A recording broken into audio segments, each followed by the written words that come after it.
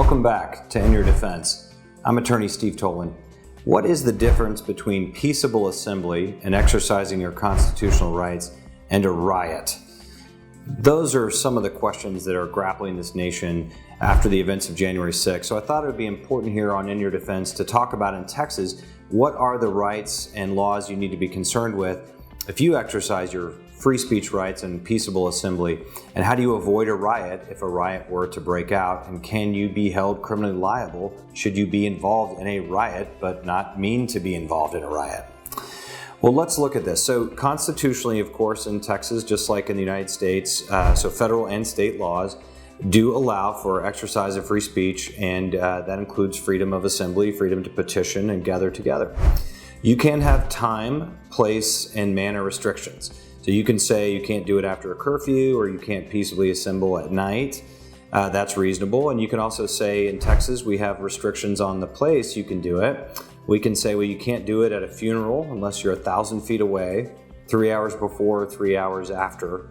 You could, but during that time frame, you can't. You can't disrupt someone's funeral. You can't peaceably assemble in any way near critical infrastructure, and that includes pipelines, natural gas and oil, things like that in Texas.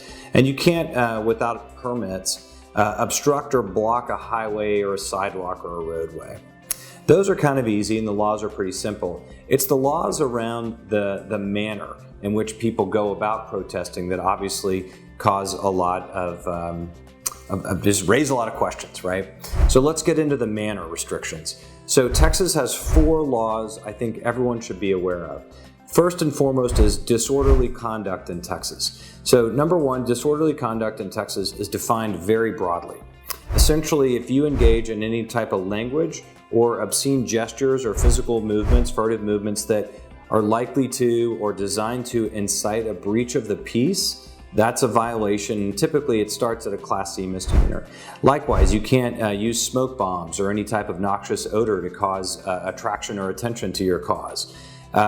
Those are typical examples. The laundry list of actions or activities covered under disorderly conduct, it's quite broad and it's very long. But those are essentially the big ones that get people in trouble. You can carry a firearm, but you can't present it in a way to cause someone apprehension of fear of their safety, or designed to cause them to be uncomfortable or interfere with their civil liberties while they're protesting. You can't discharge a firearm. Those are some examples of disorderly conduct. So if you're the type who gets pretty riled up, you should be aware of those before you engage in any type of free speech like that. The second thing you should be aware of in Texas is that a riot is specifically defined in the Penal Code.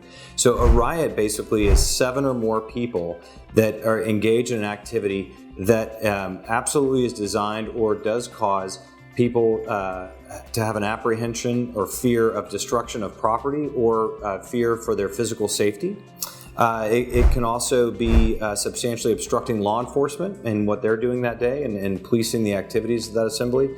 If you use force or threat or physical action against others designed or that does result in others not being able to just engage in their civil liberties. So if I'm walking carrying a sign peaceably rather, and 7 or more people get together and block me from going about that in theory is a riot.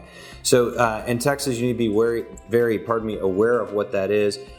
Now, it is a defense. Let's say the activity turns into looting, turns into destruction of property, and you are there and you are not meaning to engage in that. It is a defense in Texas to the rioting statute to retire or to pull yourself out of that.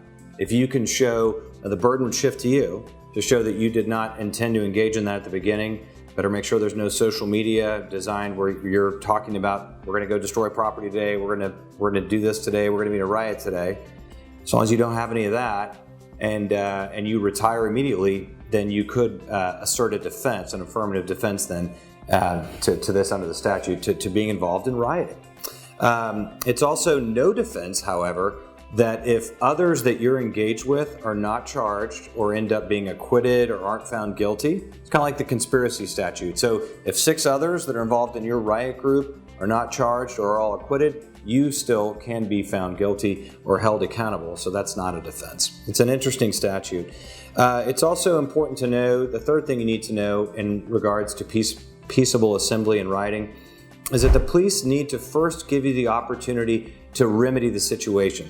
So if you are engaged in conduct, and that's not rioting, but if you're engaged in conduct that starts to be obscene or lewd, or if you're blocking a roadway or a passageway, or you're getting within the 1,000-foot line of a funeral that you're protesting about, the police first need to alert you of that situation and give you the opportunity to remedy that.